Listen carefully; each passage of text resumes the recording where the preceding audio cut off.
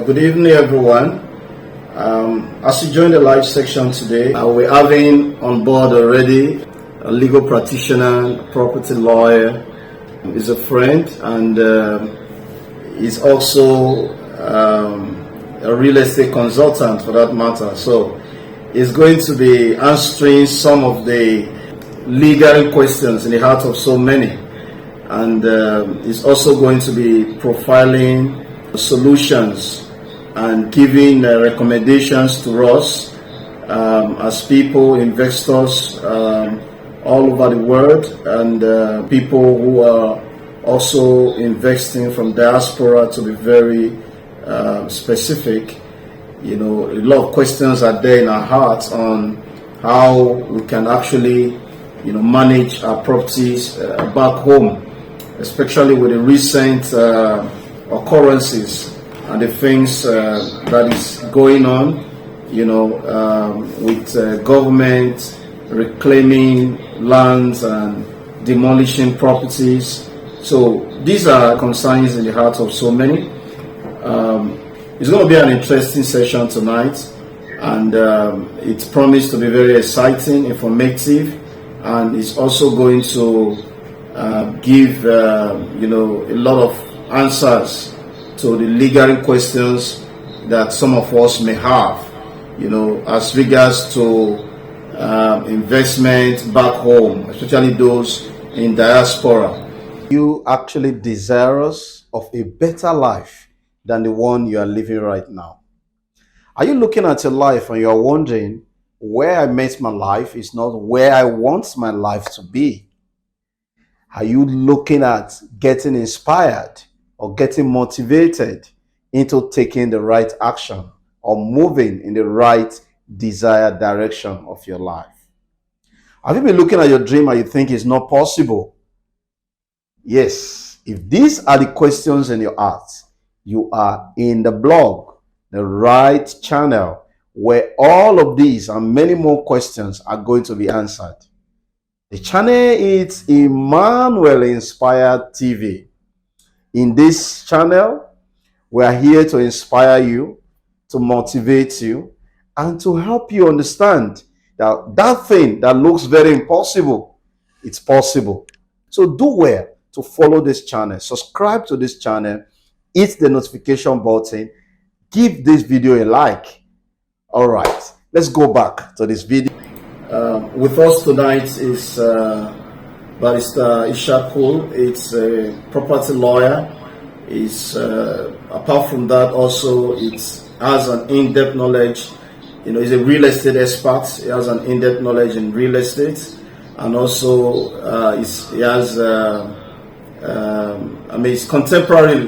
He knows what's going on right now, so he could actually, you know, give answers to some of, you know, the questions that you know, some of us want to ask, or we actually eager to know about properties back home, and for those who already invested, who probably may be scared of what is going on with their investment or what could happen to their investment.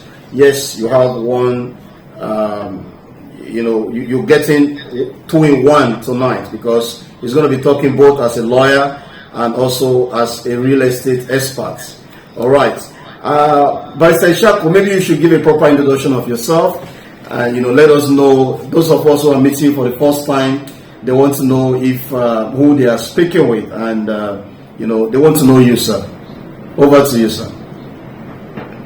Okay, Doctor, thank you very much. It's nice seeing you again on camera. Thank you, sir. Thank you, everybody. You're welcome. It's a privilege to talk to you this evening. My name is Ishaku Joseph Shirimai. I am a legal practitioner in Nigeria, based in Abuja. We have been in this profession by the grace of God for a couple of years.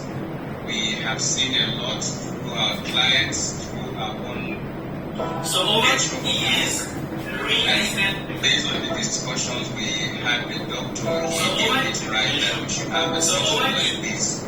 I got to know Doctor through real estate. So real estate is the bedrock of our relationship with Doctor, and it's a good thing that he's extending the relationship to others. So thank you very much for having me. Like I said, Ishaku Shirimai, I'm a legal practitioner based in Abuja. I'm both into property law, real estate, corporate practice, and civil litigation generally.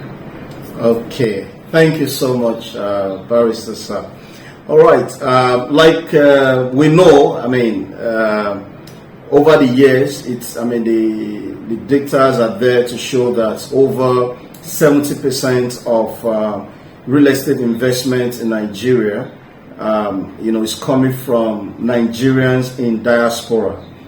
What that suggests is that, we have a very huge number of people who are investing money, who are not on ground, to monitor their properties. And recently, there have been a lot of demolitions of properties, estates, it's raising a lot of concerns, and it's sending, a negative signals also, to people who are not on ground, who definitely will be looking at, what's in for me? Why should I even go and invest when the ones who have invested, are not sure of actually having, their properties? So, Barrister sir, I just want to, put this question to you. What is the process, for diaspora investors to purchase and protect property? Especially, we're going to be looking at three major areas today. Port Harcourt, Lagos, and Nigeria. So, I wanted to be speaking to our audience, majorly looking at Nigeria in diaspora, also Nigerians in Nigeria also.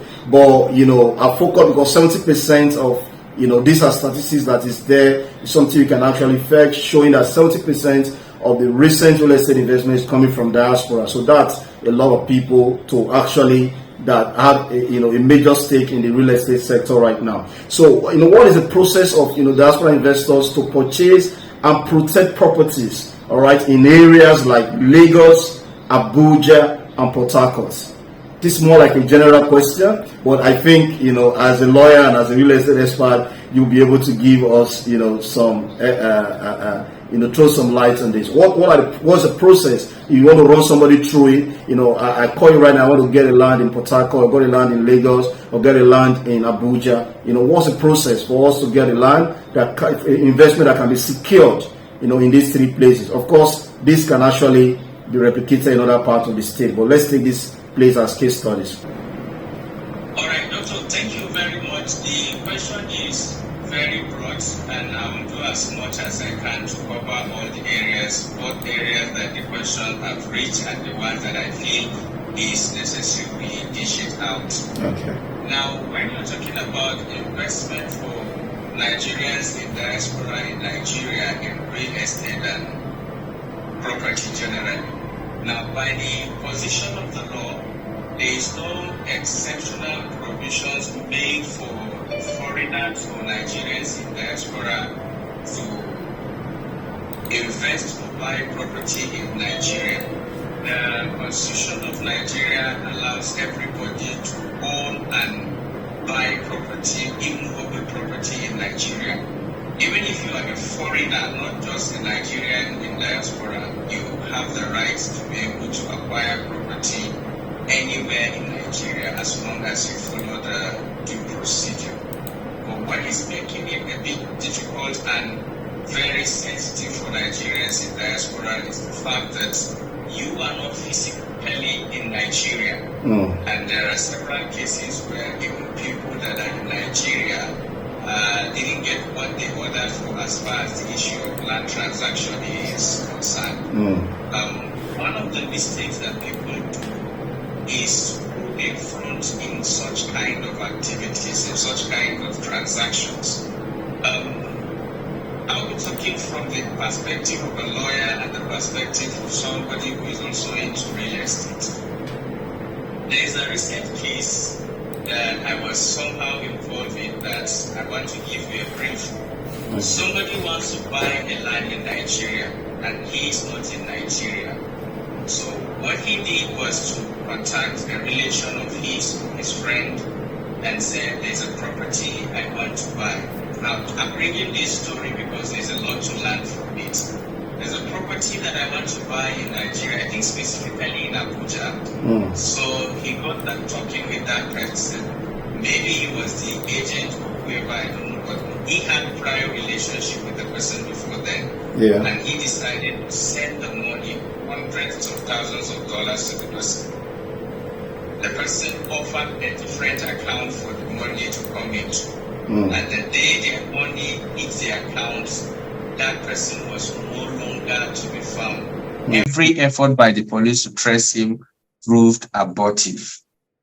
Now, some of the sensitive steps you need to take in investing your property in Nigeria. You have in investing in Nigeria in property. Number one, you need to know that this is investment, not family relationship.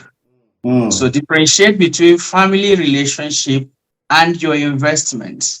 If you want to invest through a relation, that's fine. If you want to invest through make it a proper transaction.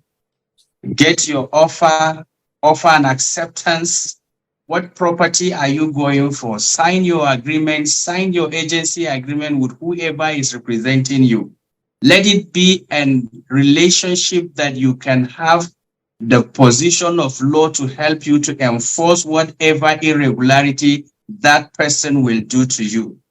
Because we are Nigerians, we're Africans, we have this perception of you don't drag issues with your in-laws, with your brothers, with your friends. So make it a very formal transaction and make sure you follow the right channel to wire your resources down here for whoever is buying property for you. That has been said is purposely just for Nigerians in diaspora. And then now generally, you don't just buy property like that. When you have indicated interest in a property, engage the service of experts, professionals. Most times people avoid these things, and no professional in Nigeria will charge you more than 20% at worst of the value of what you are investing in the property. So which one is best, to lose the 100% amount or to pay 20% and get services that you can fall back to and enforce transactions between you and the professional that you have engaged to do this service for you? You first have to conduct a search. Go to the appropriate authorities. Anybody trying to sell property to you, get the papers of the property and conduct a search from the issuing authority. Conduct a proper search, formal search, because there are times people do window search. When the search is done, if you engage the service of a professional, let him give you the report of the search. Let him explain the search report to you. It is service that the person is rendering to you, and it is your right to demand explanation of each step that the person is taking. All right, very good, sir. I think you're already going into the other questions, but let me just stop you there. And I pick something from what you said right now. One of the things you said is we should differentiate between family relationships and business. Yes, so we should make sure that we are investing with person or anyone we can actually be able to take to the court when need be. Right? I don't know if that's what you've said, right? Yes, and even if it is a family member or a relation, document the transaction. Let it be a formal transaction. Yes. Okay, thank you so much. All right, let's just go to the other question. Please, you could actually just drop a question in the comment section. We'll read it out, and we'll give the question to Barrister Ishaku to answer for us. Now, the other thing I want to just go into right now is, you've talked about we doing a search, okay, which is part of the questions I was going to ask also. Now, how can we ensure the security of the property when we are not physically present to monitor the area? Now, assuming we have been given documents, we've been told that, okay, this is a property we bought, all right? Then ensure that, I'm not there in Lagos, I'm not there in Port Harcourt, I'm not there in whatever state right now, you are looking at buying the property. How do we ensure that property is secured, because so that we don't just buy here and assume that we have property because we already have a document. So how do we ensure that we have the property secured? All right. As a property expert and as a lawyer also, I wanted to look at that, from two perspectives for us tonight. All right. Thank you, sir. When we talk about securing your property, we'll be looking at both if the property is a developed property or you are talking about a land. If let's take a case study of the land, sir. Okay, in the case of land, now it depends on the purpose for which you are buying the land. If you bought the land for development, there are people that I just want to have a house, so I'll buy a land and develop. You buy the land, take possession of the land, begin activities on the land, is a clear sign of possession. If you're just buying for land banking, at least you can still invest a little on it. Do some perimeter fencing, set up a gate. You can put somebody there. If it is a place that someone else can use it as a farmland, authorize somebody to farm on the land. You can build a small security house there and put somebody as to be taking charge of the place. Or you can just construct a small, either a room, self-contained or two, at the edge of the land. Just put somebody there. Is a clear sign of possession. Don't just buy a land and leave a vacant land like that. By the time you take these steps, at least, even if another person wants to come in, there is a clear sign of possession that this land is in possession of another person. It will go a long way in securing your property. Wow. Thank you so much. I think that really resonates. We're looking at taking possession. So it's not just enough to say I have a land in Sambisa Forest, for instance. There should be a presence. We should have, just talked about perimeter fencing, where we cannot get, you can't, put a perimeter fence because of the cost. You could actually make it a farmland, start farming on it, or get somebody to be farming in that land. You could actually also, just to add on to what Barrister have said, you could actually also, it depends on the area, you could actually even give it as a workshop to mechanics. All right.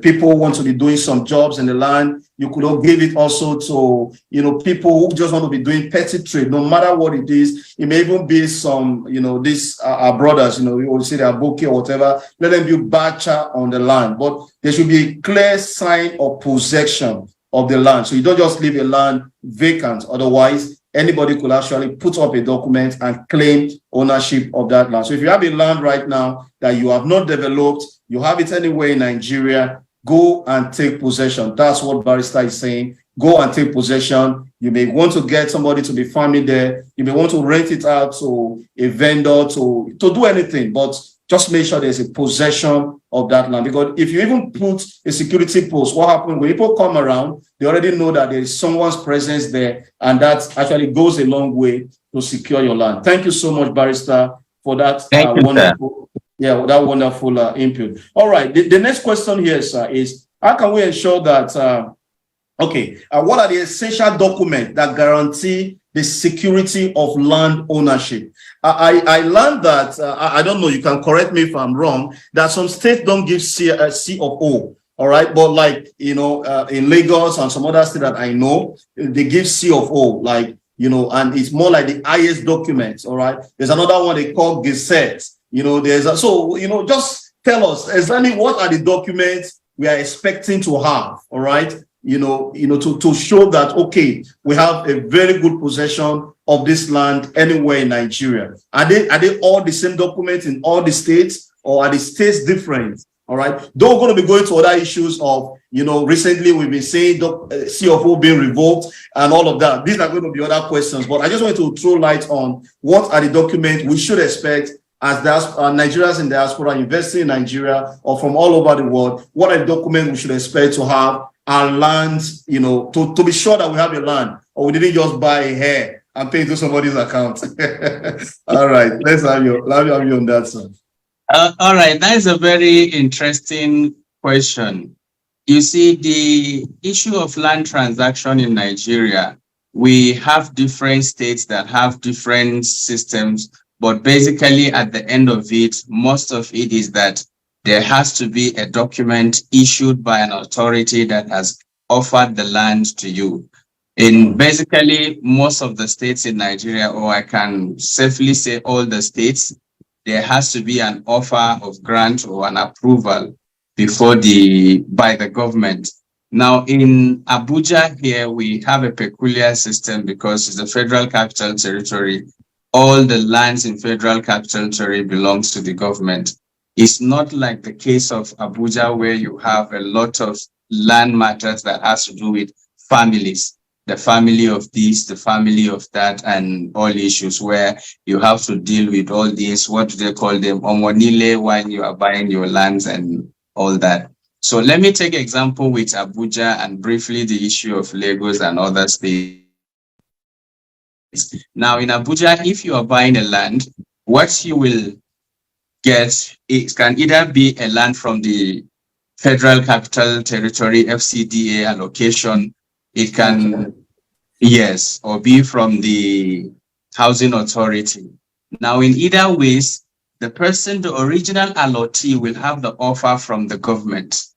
You have the offer, you have where you can process your right of occupancy. And then later on, you can get what is called C of O. There is misconception on the issue of right of occupancy and C of O. Either which one is the highest and which one is the most authentic.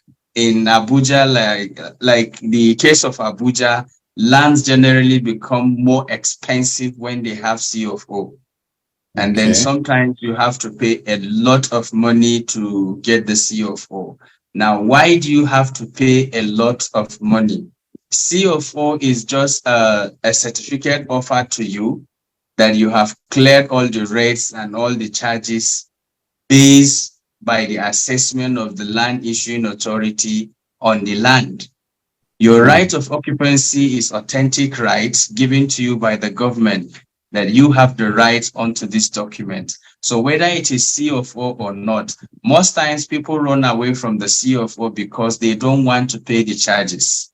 There are times when people want to sell a land. If you conduct a search, you will realize that the charges that has accrued on the land is competing with the price of the land. Wow. So that is why generally in Abuja... Can you clear that? Can you clear that? Sorry, I need to just pause you there because I understand what you're saying, but not everybody will actually understand. How will a land have a C of O and it still have charges on top? Can you just clear that so that they can understand you and take it from there? Not C of O first. Most lands have R of O. So people run away from paying all the charges, the ground rent and whatever charges that accrue over the years. Now, if you want to process your C of O, the issuing authority, like in Abuja, AGIS, Abuja Geographic Information System, will give you an assessment. That assessment is all the ground rate and other charges that are pending on the land that you have to pay to clear up this land, this balance. These payments, these ground rents that are accrued over the years. Now, the clearance of this is what gives you certificate of occupancy. That is the C of O. So sometimes you will see that the land may have up to 21, 31 million naira as the cost that has accrued over ground rents and rents. That's why I said sometimes you have the charges for processing C of O almost competing with the actual amount. That is why in Abuja, lands that have C of O are generally more expensive than lands with R of O, because the person must have paid a lot of money to process the R of O. And at times, even processing the C of O takes a little time. Now, in Lagos, the case is not like Abuja. They have a lot of family lines. They have issue of land in excision. They have gazetted land. They have all this. But all that you need, whether you are in Lagos, Port Harcourt, or any part, if you are from the state where there's lands are still in possession of individuals and in possession of families, when you want to buy a land from family, Make sure you are having a transaction with the head of the family and with the consent of all other members of the family. You have to get a document where virtually all of them will sign, agreeing either to appoint one person to represent them in that transaction, or all of them will be present at the meeting. You conclude your transaction and they sign. The reason is because when a land belongs to family, every family member has equal right to that transaction. And when they come up with issues of, I was not part of it, I am not this, well, sometimes people will say, this is your internal conflicts because others have already agreed to sell for me. But you see, we as lawyers, our basic interest is to protect you.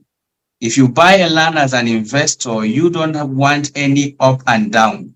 You don't want issues where you buy a land and have to buy it again, or you buy a land, assuming you want to develop the land as an estate developer. You buy the land and the family is having issues. They are most likely going to court to get an injunction against you to stop every other activity on that land until their family issue is settled. Who is at loss? You will be the one at loss. You can call it family problem, but you are affected by that family problem. So you have to take the necessary step. Basically, you have to get the consent of the parties. Or if you, as much members of the family that you can identify, get a document, reduce their consent into writing, get it signed, then you proceed. Get your contract of sale if you are not buying it expressly. And I think this is what I need to clarify for people. Most times when people are buying property, they go to the extent of saying, we need contract of sale, we need power of attorney, we need deed of assignment to execute all these documents. We need, if they are buying from company, we need offer letter and all that. You only need contract of sale where you are not buying the property expressly. Okay. If you are paying for the land completely at one go, not in installments, you don't need contract of sale. Contract of sale is just to guarantee this period of purchase to protect you against gazumping and gazundering. Gazumping and gazundering is to stop the buyer from withdrawing. I decide to buy your property and I want to pay you in 3 installments. Possibly after 2 installments, and then your neighbor said, why will you pay so much for this? I already have a land beside that one for a lesser amount. And then you pull out, you rescind your consent, you rescind the transaction, and you leave the seller in problems because most likely he must have gotten other buyers, but he couldn't sell to them because he had a contract of sale with you. And then sometimes the seller himself can decide to just shoot the price up because after your first installment, he has gotten other people offering higher amounts than that. So the contract of sale is basically to protect your pending transaction, the buyer and the seller, for the period within which you agreed that this property will be sold at so amount. That is why you will see it will be stated that is going to, the first installment is going to be this amount, the second installment is going to be this amount, and the complete payment will finish between so period and so period. So if you are buying it cash, you are paying at 1 installment. All you need is your power of attorney and deed of assignment. Okay.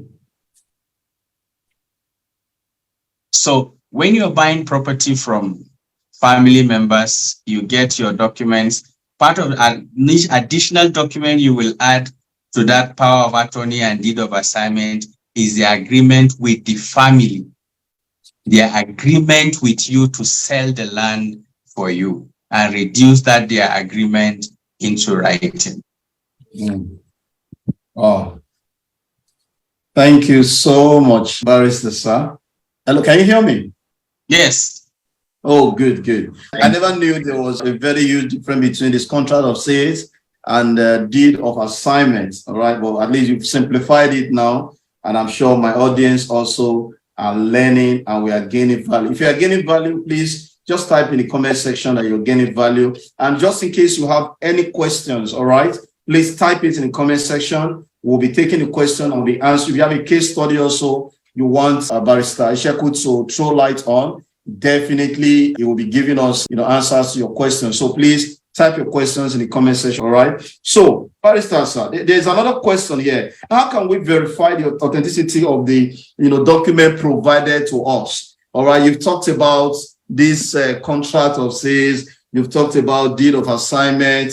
You've talked about several other documents right now. But, let's say for a Nigerian who is not living in Nigeria and abroad, documents are being sent to us. Let's say you even talk about the search that we need to do with ages. If we were in Abuja, for instance, and every other state, they have their own land authorities. So how do we verify this document? Let's say we send a lawyer, all right, a lawyer to go and search for us, to get to know if this land is genuine. Because a person, a friend want to say to me, I've gotten a family and they have the document. So, and I've sent a lawyer to go and search, and it comes up with a document. How do I not verify this particular document that has been sent to me, both by the lawyer, and of course, there is always that do your own search that we want to do. So how do we verify independent? Because the Nigeria system, land or property system has not really been electronically done that we can actually send it online. So what is the, except if that has been done yesterday,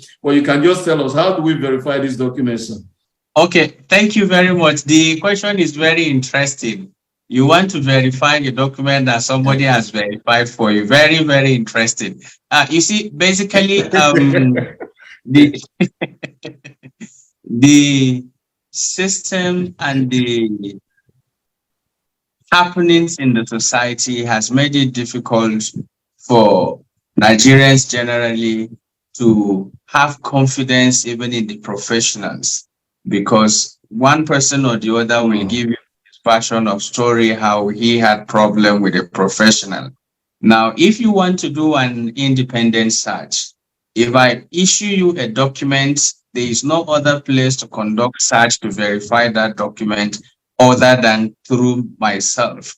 So what I am saying is, if you are buying a property and the person you engage, whether is a relation, a legal practitioner, to conduct a search on the property, and then he produced what is called a search report and forwarded same to you. Well, the best step for you to take to verify is either you get another professional to get a CTC of that report.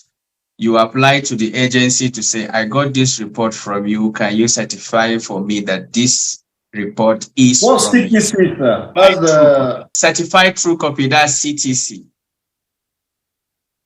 Oh, certified true copy. So we can engage another lawyer to do a certified true copy of the same document that has been shared with us by... This is not really a position of the law. There is no position of the law on getting a document and then verify the document or not. But we are taking practical steps in situation based on your question that the professional has conducted a search for you and has sent documents to you. Now you want to verify the activities. You want to verify the document that the professional has sent to you. And I said there is no other way to verify than to reach out to the person that issued the document to say you are applying to them to certify that this document emanated from them. And that is what is called CTC, Certified True Document. So you will use the CTC you have, you will use the document you have and write to them saying, I want this document to be certified because it came from you. So if it gets to the authority and yes, the document is from them, they will charge you for the CTC and then stamp it for you and send it back to you. But the question now that I will leave with you is, will you again verify the person that you sent to get the CTC? How long will that continue? That is why I said, let business be business. If you are engaging a professional, let there be indemnity clauses. Let not your lawyer just tell you I've conducted a search and it is all that. Let him write a search report for you. Let him give you his professional opinion. Based on the search I've conducted on this property, you can go ahead and buy or not. And then the lawyer knows this is his document. Now he knows that you are buying this property, you are doing this investment based on his recommendation as a professional, he will definitely tread carefully. And if at all there are any issues that arises out of that, that shows there was negligence in his professional duties in conducting due diligence on the property, you can now hold him reliable. All right. Thank you so much. All right. Just in case you are joining us now, all right. The recorded version of this is going to be on our YouTube, Emmanuel Inspired TV, and also on sir, can you call out your YouTube channel again, please? Ishaku Legal Hope. Ishaku Legal Hope, right? Yes, Hope as in H-U-B. Yes, Ishaku Legal Hope. As a matter of fact, we have a lot of videos on Ishaku Legal Hope. What we do basically, I've watched a lot of videos on this. Yes, what we basically do there is to do teaching on several topics. Sure. Personally, I go there to just learn some legal terms. And like the one you talked about, a learned colleague and educated people. So we are educated, you people are learned. All right, no problem. Thank you so much. So you can come to our channel to learn. Don't just be educated. All right, thank you so much. Learned man.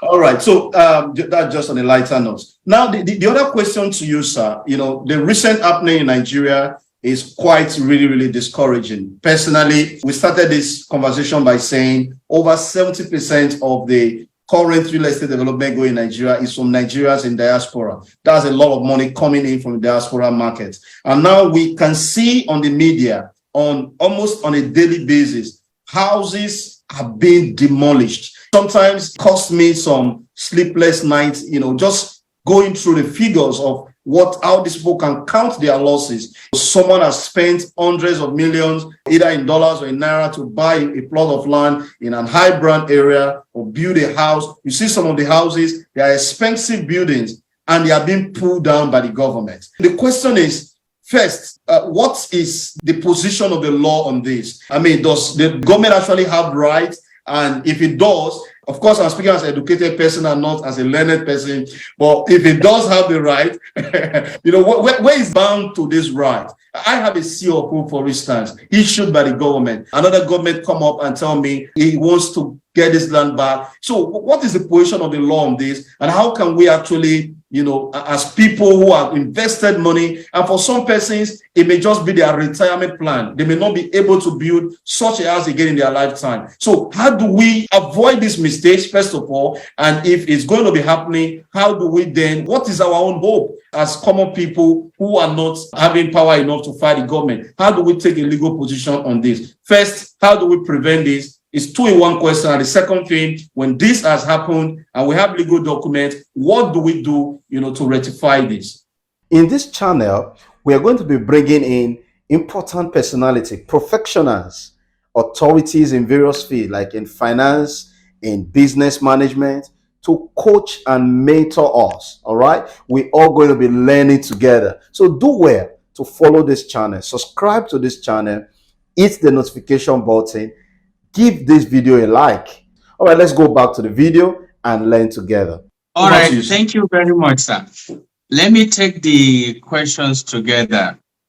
You see, the issue of demolition of land is a very sensitive and emotional issue, because you see, people have both psychological and emotional attachment to the places they have lived over the years with their family, neighborhood, and all that.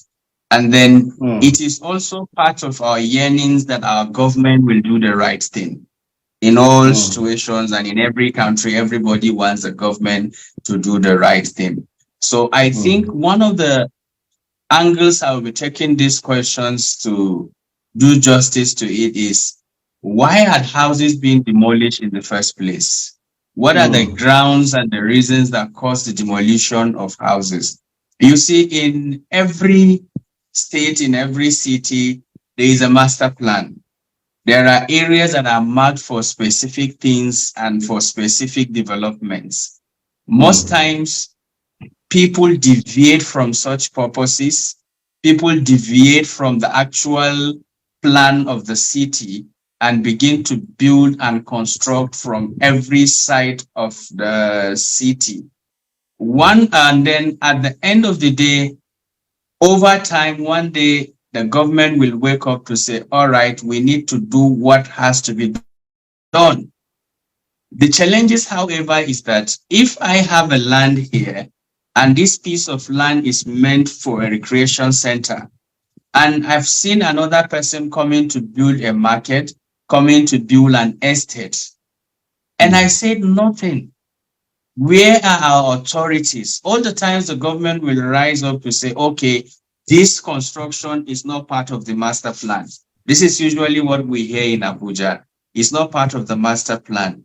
But then no investigation into who allowed such people to, in the first place, step into this place, change its purpose, and begin development there. I think we should do much more than demolition only, and then begin to investigate, even if you had left office. Because just like you said, some people actually, out of ignorance, innocently went to a place and even processed documents and title for a land as a residential house, got approvals to build, and that place later on the government will say, this place is not for residential. This place is for social purpose. Because one of the principal reasons that brings about demolition is change of purpose. If this place by the allocation, by the plan of the city is educational area, and then somebody comes here because he knows A or B in the position of power, and they go and do what they call change of purpose, and then the person begins to erect a massive estate there. There can be a times where another Pharaoh will arise that knows no Joseph, and we say we have to revert to original. Yeah.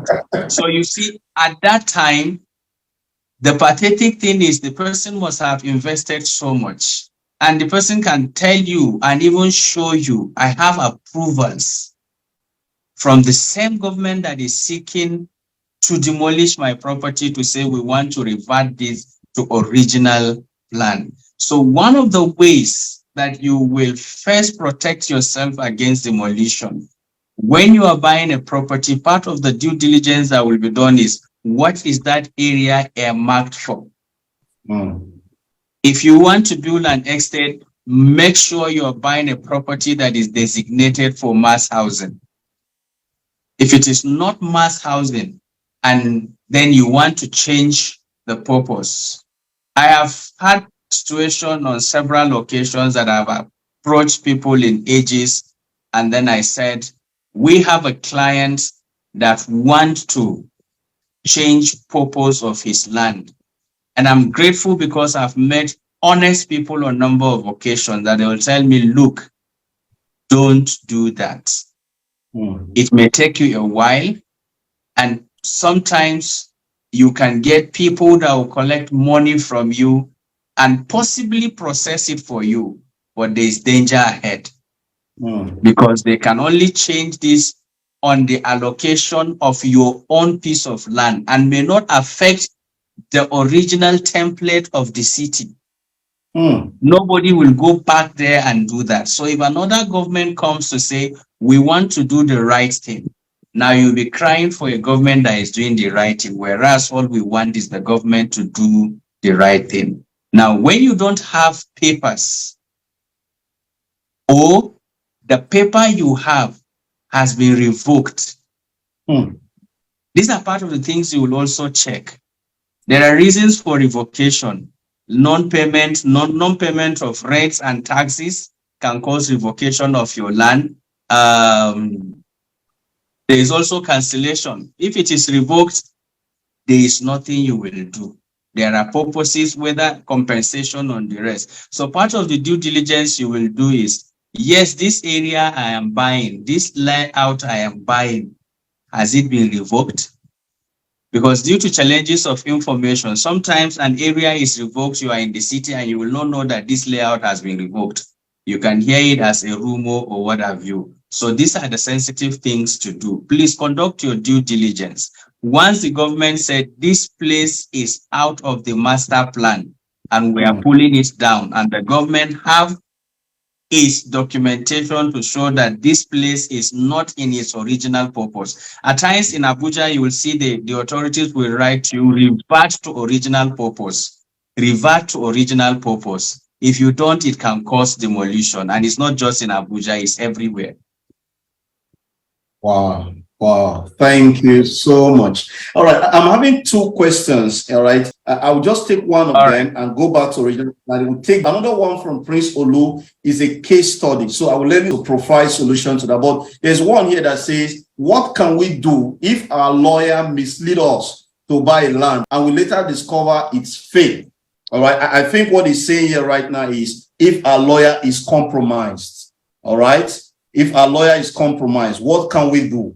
What can we do in this case? Can we sue the lawyer? Where is a learned colleague? How do we sue him? So what can we do if if the lawyer mislead us or he give us an information and the information he gave us was misleading and we take our money because of this information? What can we do? What are the options available? Just quickly to you, sir. All right, thank you. From my earlier responses, I said when you are engaging a professional, make it very formal. Most times you may get a lawyer in Nigeria through referral or online you search for lawyers or all that. After your initial conversation and discussion, write a letter officially. Write a letter seeking to engage him to conduct due diligence on property, this, and that. You will also get a response from him. When the lawyer conducts the search, let him write you an official report. This is the search report. Let the lawyer give you his own opinion on the search report. This is my candid opinion professionally. You can go ahead and transact on this. Document all this. You see, the challenges we have with clients is not about the case generally, it's the evidence. A lot of times clients will come to you with fantastic evidence, with fantastic case. They have a good case, but they don't have evidence to back it up. What makes a lawyer is the evidence you have. A lawyer will not manufacture evidence for you. So if you have all this documentation, you have his own legal opinion, and you have ventured into that transaction because of his opinion as a lawyer, and then it turns out that he recommended a fake property for you. Well, I wish I'm not the one saying this, because probably, well, he may not be my learned brother, because our learned brothers don't do that. You can take an action because that's crime or negligence on duty. You see, the Legal Practitioner Disciplinary Committee always frowned at these kind of attitudes coming from lawyers. You can take up a formal action against the lawyer. You can file an action in court. You can as well report him to the Legal Practitioners Disciplinary Committee. Wow. Thank you. Thank you so much. I think one thing, you've also, brought out here, apart from just answering the question, is the fact that we need to document the process, even with the lawyer. All right. Yes. It's not just enough to say, do this search for me, and he comes back and tell you on phone, okay, it's okay. Of course, it's not, but there's no evidence to that effect. So document I think your correspondence. Always make sure in formal transactions you write letters, you send emails, that will always be there. Okay. Thank you for that recommendations. I think that's really, if you are getting value from this, please just type I'm getting value, because I'm sure these are, of course, we cannot exhaust everything in this 1 hour or 1 hour, plus, we're going to be having this subsequently. So do well to follow this channel, subscribe to this channel, hit the notification button, give this video a like. All right, let's go back to, or also Ishaku legal hubs. All right, where you're going to have all legal answers to your questions. Barristers, there's a particular case study here that I would like to read to you. It's from Prince Olu. He said, thank you very much, Dr. Emmanuel, for this program. I have experience with a land I bought from community in Benin City. I paid full amount to this community with contract. signed through a lawyer. Again, there's a lawyer here, sir. Few weeks later, another community came up saying that there is a Supreme Court judgment sitting that area to them. They made me pay almost half of the original amount I paid initially for them to issue me a receipt. All right. This is him having a document from the lawyer from the first community and a receipt from another community that claimed to now have ownership over this land. However, then I proceeded to make a perimeter fence on the plots. You recommended that. He has done this right now. And look at the next thing that happened. Now the community had sold the land to a military officer who is currently raising a building on that plot of land. What can I do in this case? This is one of those cases that many Nigerians in diasporas are facing, and it's really making a lot of persons, to get discouraged to build their motherland. So what will you have to say on this, sir? I mean, what is your answers to this? Okay, I will respond to this question in this way.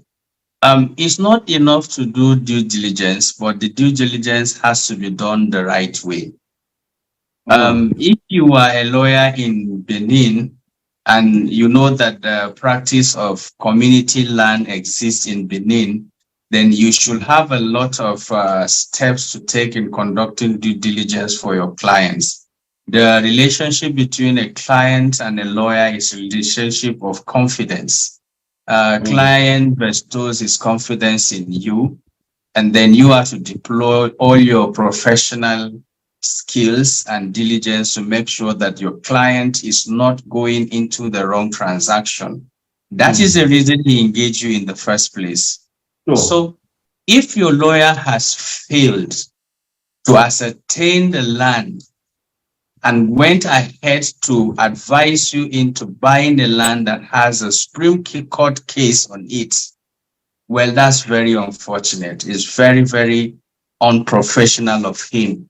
So like I said earlier, at this point, you will be left with no option than to take up matters with the lawyer, because this is what he has led you into, and you will seek that he indemnify you in this kind of transaction. For the issue of somebody now is on the land, it has been sold to another person who is a military man or a military general, and now he is doing the construction on it. For you as a person, you will know that your transaction from the beginning is void, because nobody can dispose what he does not have. If the family that sold the property to you does not have the ownership of the property, your transaction is void ab initio. So your case now is with the person that conducted the search for you, the professional you engage.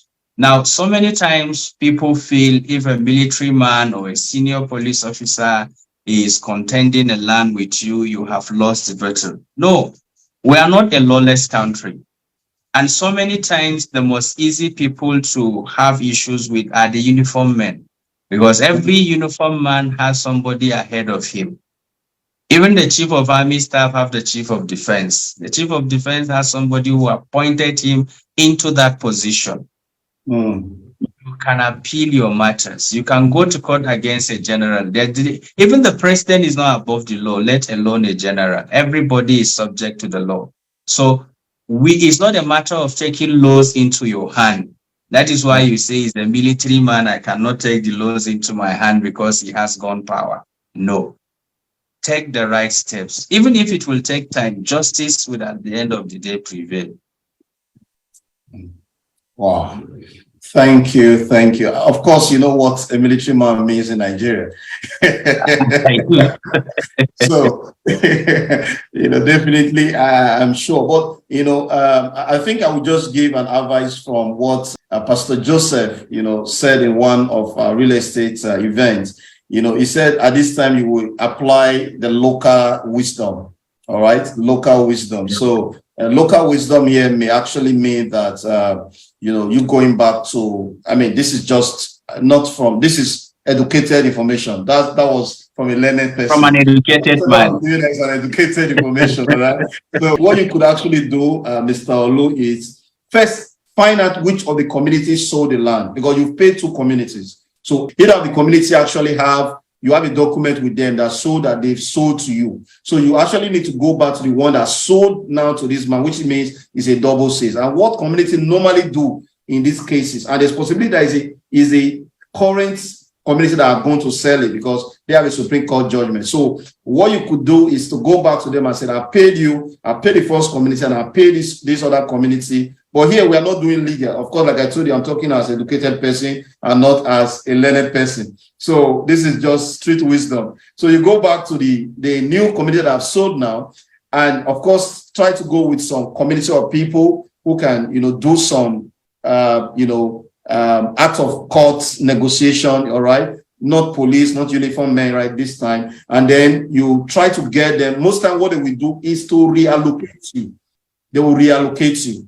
If they can confirm that the issue you received already, they will reallocate you. And at this time, you may want to go a step further into maybe getting a more powerful document, like a C of O or something. So that if a military man is not building on the C of O land, of course, you can be rest assured that he's building your house because you already got a C of O from the government telling you that you are the owner of it. So allow him to build, relax yourself, and just go and be doing Thanksgiving, because when he finished building, I think the lawyers will say you can't build anything on something. You can't build something on nothing to stand. So I don't know how and expect it to stand. Say that again.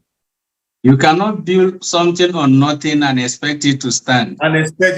So if I have a CO4 on land and you are building a house on it, you are building my house, because that is not actually, a place where you can build. So I think that would be, my own recommendation outside the legal, aspect of it that you may want to consider. It depends on you. All right. We'll just take this last question. Please don't forget to subscribe to our channels, Ishaku's Legal Hub. Of course, you get all your legal questions answered, and also Emmanuel Inspired TV. All right, where also we give you a lot of content, and you want to actually subscribe and turn on your notification button just to get our videos when it's posted, so that you can get values. All right, sir. There's a question here. Can individual take legal action against the government for damages if they have a genuine land document? In this case, there's a genuine land document, and they maybe any government comes up for any reason, political reason, ethnic reason, and he wants to demolish property. Can individual actually take a legal action against the government? Let's say you have a CFO and you've gone through a process to get it. They are all genuine, and maybe because you are not part of a particular party or ethnic issues or whatever it is, can individual actually take a legal document, and what is the chances that this can actually see the light of the day?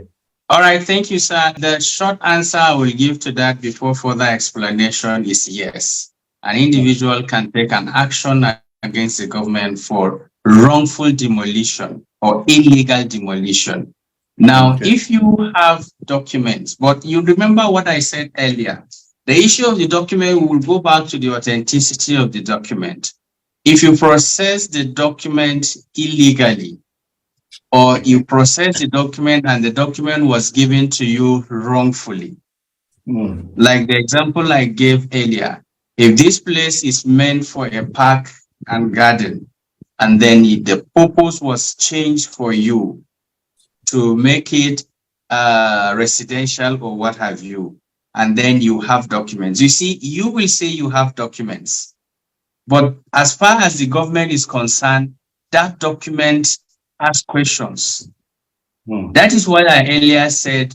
When the government seeks to demolish places like this, they should go back down the history line to see who was in position of power to approve those change of purpose, that people even have documents to construct or develop an estate in a land that is designated as educational area or an industry or industrial layout.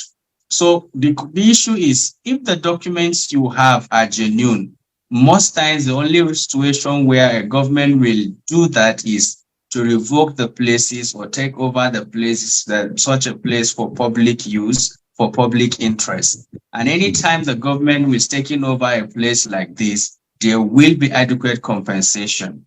That is one of the benefits of documenting and perfecting your title. Most people who buy a land will not go ahead to register the land, will not go ahead to the land registry and perfect their title and have their name entered the record of that land registry as the owners. Anytime a government is taking over a place like this, damages and compensation are only paid to people who have valid titles on those lands. That is why the first thing that any committee that is set up for compensation will do is to ask everybody on that land to submit their documents. If you don't have authentic and genuine documents to that, you will be losing. But you see, if for any error or the government is misguided or misled, and then the government demolish or revoke a place of land that you already, a piece of land or a layout that you already have your documents, of course, you will take off action. If the proper steps to revoking that place or demolition is being taken, there will always be notices. So you begin to take off steps right from the time the notice of such revocation or demolition is being served on you. If you are in Abuja, there's a publication, I think, in this day paper over a number of lands that are likely going to be revoked. The reason for the revocation is stated there. How long they have been given to take necessary steps is also there. But you see, something unfortunate about Nigerians and human beings generally, a lot of people will claim they don't know. Wait for the time to elapse and then the plans are revoked. You will see them rushing to us in hundreds. The government has done this to us. Lawyer, come and take up action for me. Unfortunately, some of them cannot even trace the documents of those lands again. They'll just be insisting, I have a plot of land at so place. That is when they will remember it was my uncle that bought it. No, I sent the money to my friend. Now I don't know where he is. I called him. He said in the course of transit and all that. When you have your land, documentation is necessary. Thank you so much, Barrister Ishaku. This has really been a wonderful evening, enlightened, and questions to so many answers. But just the last question here before we wrap it up tonight. If a real estate company sell a property, because we have a lot of real estate company right now, you sell a property to me, and I later find out that this land, probably the government is reclaiming it for any reason, what is the option for the buyers to this real estate company? Now, we look at houses that have been demolished inside an estate. That's suppose that this individual has bought this plot of land from the real estate company. So, and this house has been demolished. So what legal actions can be taken against this real estate company for compensation? Do we really have, a way out there? All right. You see, the issue of buying a property from a real estate company, you will equally conduct your due diligence. But when a property is in a company as an estate, and then whatever issue they have with the government that leads to the revocation of that land, you as individual that bought land from the estate don't have issue with the government, because you are not a party to the transaction between the estate developer and the government. Now, this advice goes to estate developers. A lot of people go into so many malpractices when it comes to estate development. It is surprising to know that some developers that we see telling you there is an estate, there is a layout, and some go to the extent of beginning to sell plots of land before acquiring the land. The land does not exist anywhere. They map it out and they sell to people. The truth is you have to conduct due diligence. If it is a company, conduct search on the company as well. You can as well conduct search on the land, because the estate should still tell you, if you look at their document, you should be able to do what we call root of title. Should be able to trace the root of title. If it is in a state where there is community land, you should be able to see that they have bought it from so community. There has to be a document of transaction between the estate and whoever they bought it from. If they got it as direct allocation from the government, you will be able to see that allocation. You will be able to see their receipts and transaction with the government. So even if you have not done this proper due diligence, by the time you buy an estate, the transaction is between you and that estate.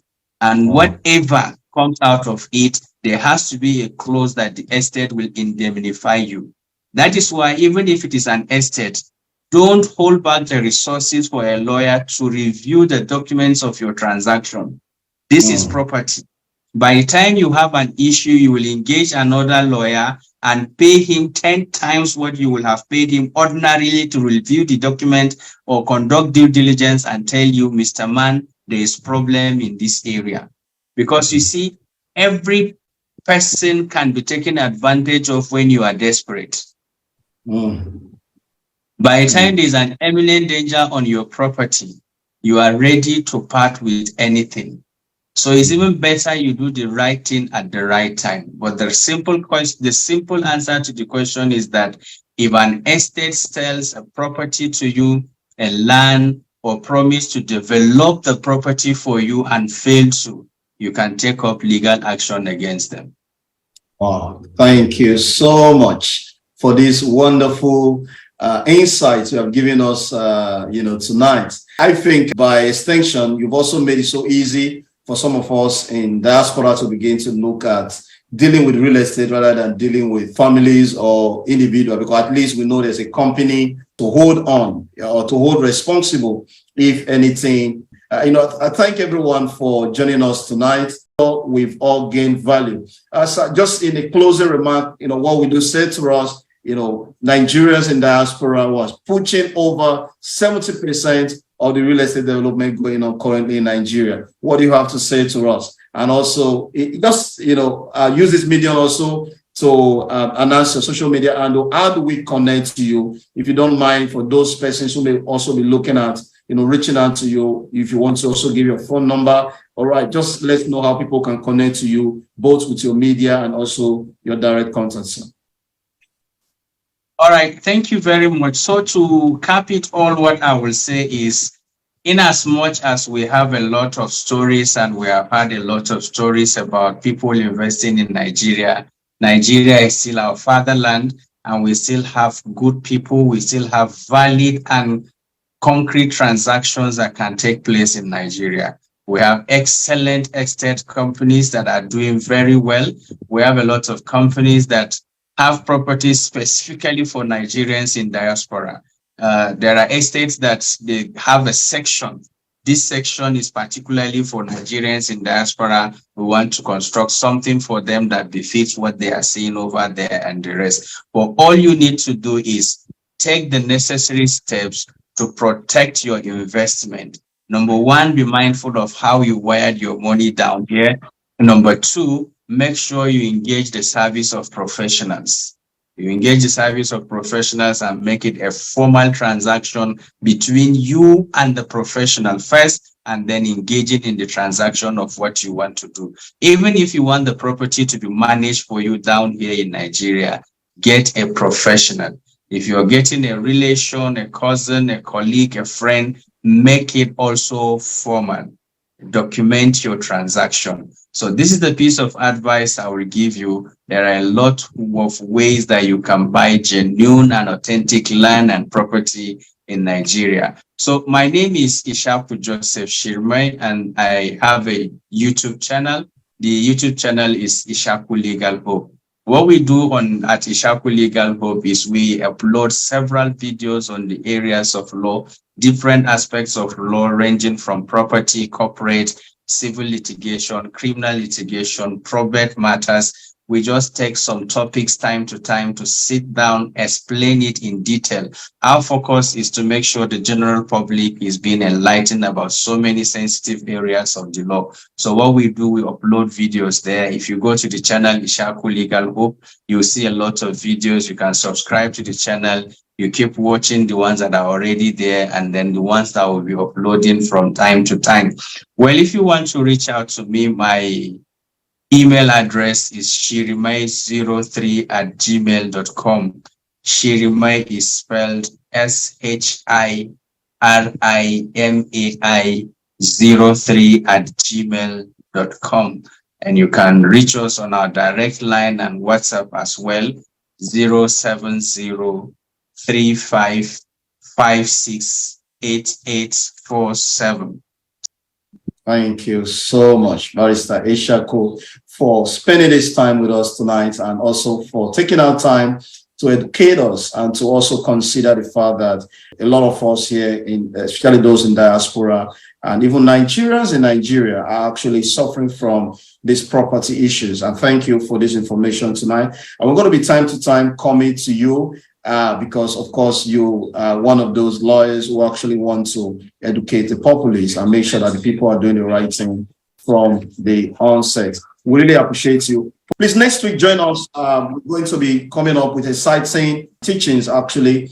We're coming up with another wonderful real estate expert, and is going to be giving us, wonderful investment opportunities and what we could do with our money, Nigerians in diaspora, Nigerians in Nigeria. And one thing you must understand is that real estate has been, over the years, one of the wealth creation tools, and people have used it not just to create, to retain, and to multiply their wealth. And you don't want to be left out. Whether you believe on real estate or not, you are sitting in one right now. And that one you're sitting in, if it's not your house, it's somebody else's vision. When are we going to have your own vision? So we are here to inspire you, to make you take that action, to understand that you can't be tenant forever. There have to be time in your life where you also sit in a piece of your property. Making that vision real today is taking the decision to buy a piece or a plot of land today. You may not know the difference between a piece or plot of land. We're going to be explaining details in this channel. Join us at Emmanuel Inspire TV as we bring more valuable teachings with real estate experts or investment experts to you.